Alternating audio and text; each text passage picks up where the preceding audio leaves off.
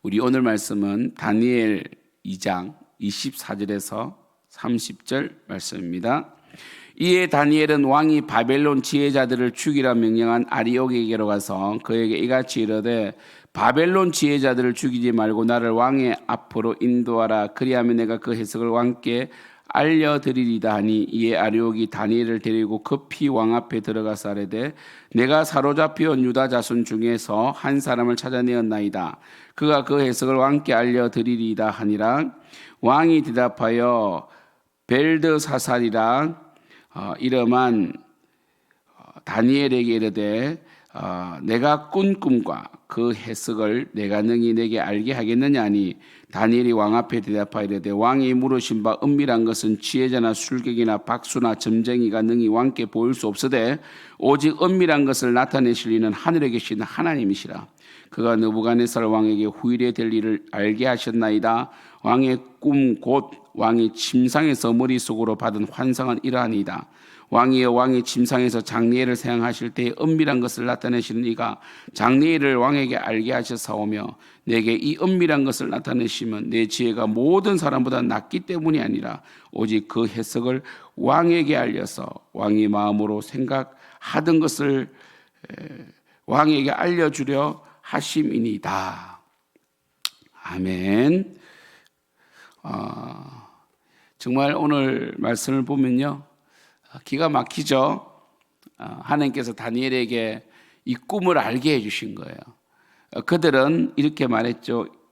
이 바벨론의 술객들은 신, 그러니까 사람의 모습으로 변장한 신이 그 꿈을 알 수 있습니다. 어떻게 인간이 알 수 있습니까? 이랬죠. 그것은 바벨론 술객들은, 박수들은, 바벨론 무당들은 신을 믿지 않는 거예요. 말 그대로 다 가짜라는 거예요. 그들이 믿는 신은 가짜라는 겁니다. 그리고 바벨론 신들은 변해가죠. 그들은 시대에 따라 상황에 따라 다른 신들을 만들어내지만 하나님은 영원하신 분입니다. 그러니까 다니엘은 특별히 우상의 그 접신적인 것이나 우상을 불러내려 행위를 하지 않았어요. 하나님께서 그저 가르치셨습니다. 왜냐하면 하나님은 살아계시기 때문이에요. 그리고 이 꿈조차도 하나님께서 예비하신 역사이기 때문이에요. 하나님의 역사라는 거예요. 하나님의 역사의 주인공이라는 것입니다. 정말 이것은 놀라운 일이에요. 느부갓네살 왕이 꿈을 가르친 것도 아니고 꿈을 가르치지 않았는데도 다니엘이 그 꿈조차도 그 느부갓네살 왕이 꿈을 알게 되었다는 것은 하나님의 역사라는 것입니다. 그리고 다니엘은 왕에게 들어가서 그렇게 말해요.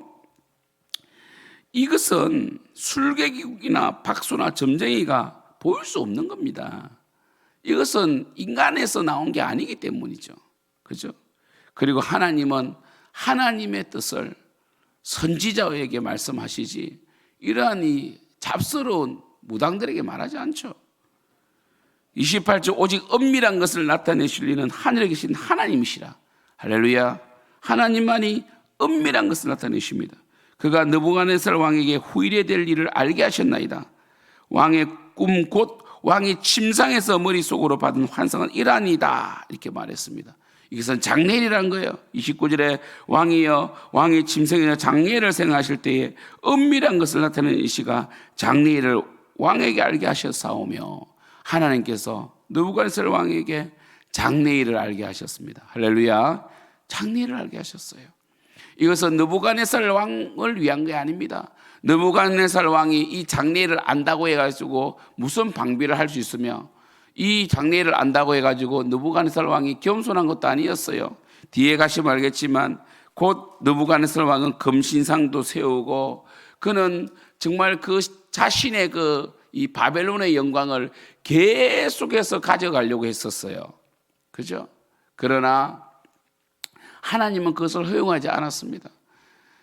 이 꿈은 느부갓네살 왕을 위한 것이 아니라 바로 다니엘을 위한 것이고 믿는 자들을 위한 것이고 포로로 끌려간 백성들을 위한 이 꿈이었습니다. 결국 뭡니까? 내일 또 이 주일날 이 말씀 드리겠지만 결국 이 땅의 열왕들을 하나님이 세우시고 폐하시지만 영원한 떠인들이 나와요. 여러분 떠인돌 성교회라고 들어보셨죠? 그래서 결국 뭡니까? 금, 은, 노, 그 다음에 뭡니까? 두철, 그 다음에 진흙, 이렇게 열국들이 또 나타났다가 사라지겠지만 나중에는 뭡니까? 이 떠인돌, 정말 이 손대지 아니한 돌, 우리 2장 34절에 나옵니다. 그 떠인돌이 손대지 아니한 돌이 나와가지고 이 모든 이 금지상을 팍 부서뜨려가지고 먼지처럼 없애버리고, 그리고 이 돌은 태산을 이루었다. 바로 이 돌이 예수 그리스도 아닙니까? 하나님 나라의 복음입니다. 결국 이 열왕들이 그들의 영화를 누리려고 하나 결국은 역사 속에 사라지는 겁니다.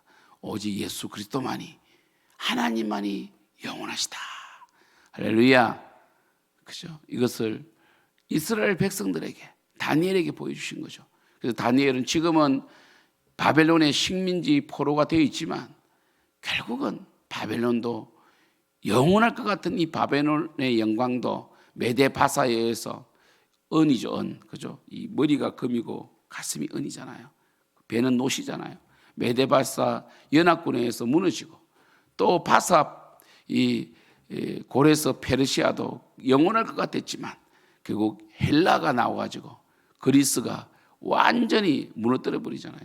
그리고 그 다음에 이 그리스도 영원한 패권을 가질 줄 알았지만 로마가 나와가지고 동로마 서로마가 나누어지잖아요. 그래서 이 두 다리가, 두 종아리가 철로 되어 있는데 철은 제일 강력하잖아요. 바로 로마를 상징하고.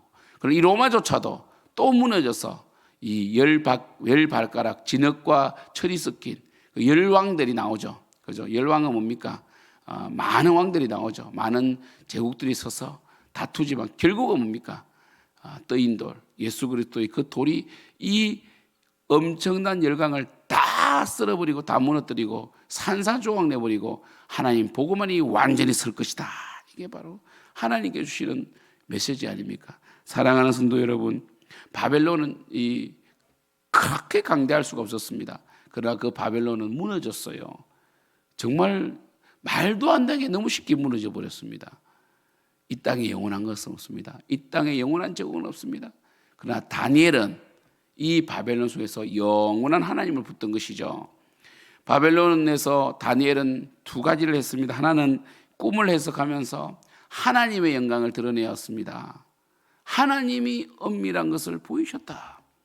그래서 이 느부갓네살 왕은 이스라엘을 정복하면서 얼마나 교만해졌는지 그 성전 기명까지 들고 와서 자신의 신 모르다기, 그리고 벨이, 그리고 야훼 하나님을 이겼다고 생각했는데 아니었다는 거죠. 하나님이 이스라엘의 죄악 때문에 바벨론의 침공을 허락하였고, 바벨론도 아수르도 하나님의 몽둥이고 하나님이 쓰시는 도구이지 결코 하나님이 죽은 게 아닙니다. 느부갓네살 왕은 하나님을 만나게 되어 바벨론에서 다니엘을 통하여 간접적으로 하나님을 만나게 되는 거예요. 그죠? 또 뒤에 나오겠지만 또 느부갓네살 왕이 하나님을 찬미하는 게 나와요. 그리고 두 번째로 다니엘이 잘한 것은 겸손하게 그 자리를 지켰다는 거예요.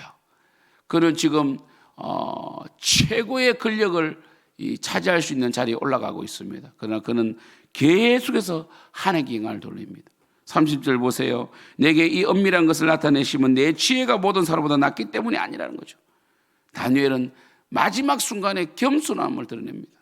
그리고 오직 그 해석을 왕에게 알려서 왕의 마음으로 생각하던 것을 왕에게 알려주려 하심이니이다. 바로 하나님께서 왕에게 알려주신 것이다. 만약 이때 느부갓네살 왕이 이 다니엘의 해석을 듣고 좀 더 겸손했다면, 조금 더 하나님을 아예 그냥 이 벨과 모르닥을 버리고 하나님을 주신으로 받아들였다면 바벨론은 엄청나게 역사했을 줄 모릅니다. 그러나 결국 느부갓네살 왕은 교만해졌습니다. 그러나 다니엘은 교만해지지 않았습니다. 이게 중요하죠.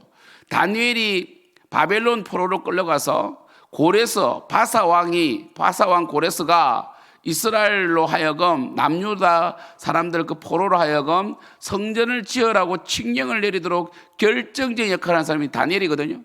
다니엘이 그렇게 이 세 개의 왕조가 바뀌죠.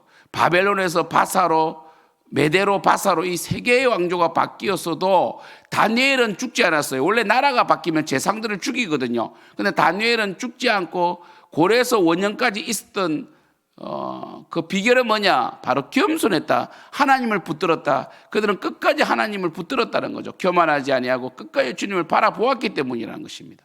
사랑하는 성도 여러분, 하나님을 신뢰하고 하나님을 바라보고 하나님을 붙들어야 됩니다. 하나님만이 영원합니다. 결론입니다. 제가 늘 말씀드리지만 우리는 영원을 사모하고 있고 우리는 부활의 존재고 영원한 존재다. 살아서 예수님을 믿는 자는 영원히 죽지 않잖아요. 우리는 영원한 존재다. 이 영원한 존재라는 것은 영원하신 예수님을 섬기는 자고 예수님의 그 영원하신 말씀을 붙드는 자라는 거예요.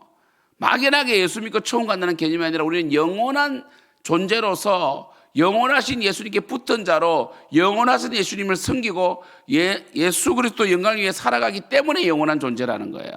사랑하는 성도 여러분, 다니엘처럼 정말 하나님께 쓰임받기 위하여 준비된 자가 되십시오. 기도하는 자가 되십시오. 하나님을 섬기는 자가 되십시오. 그리고 겸손하십시오. 끝까지 주님께 영광 돌리는 저와 여러분이 되시기를 간절히 축복합니다. 그랬을 때 하나님께서는 살아계시기 때문에 여러분이 죄와 싸워나가고 겸손하고 하나님 영광을 위해 살아갈 때 반드시 복 주십니다. 반드시 복 주십니다. 믿고 신뢰하십시오. 주님 배신하면 안 돼요. 교회를 허물면 안 됩니다. 교회를 우습게 여기면 안 됩니다. 주 예수 그리스도를 사모하고 신뢰하며 정말 죽게 드리는 것을 아까워하면 안 돼요. 겸손하게 주님과 동행해야 됩니다. 이러한 저와 여러분 되기를 축복합니다. 기도하겠습니다. 하나님 아버지, 다니엘은 그 엄청난 권력을 가진 느부갓네살 왕에게 하나님을 증거했습니다. 그리고 겸손하게 그 포지션을 지켰습니다. 끝까지 이 모든 일은 하나님이 하신다. 나에게 능력이 있는 것이 아니라라고 말했습니다. 주여, 우리도 준비된 자로, 능력 있는 자로, 겸손한 자로, 끝까지 주님께 쓰임받는 자로, 주님과 동행한 자로 살게 하여 주시고, 이랬을 때 주님께 주시는 능력과 지혜와 물질과 주님께 주시는 모든 능력을 가지고 정말 하나님의 이름을 증거하는 자들이 될 수 있도록 역사하여 주시옵소서. 예수님의 이름으로 기도드립니다. 아멘.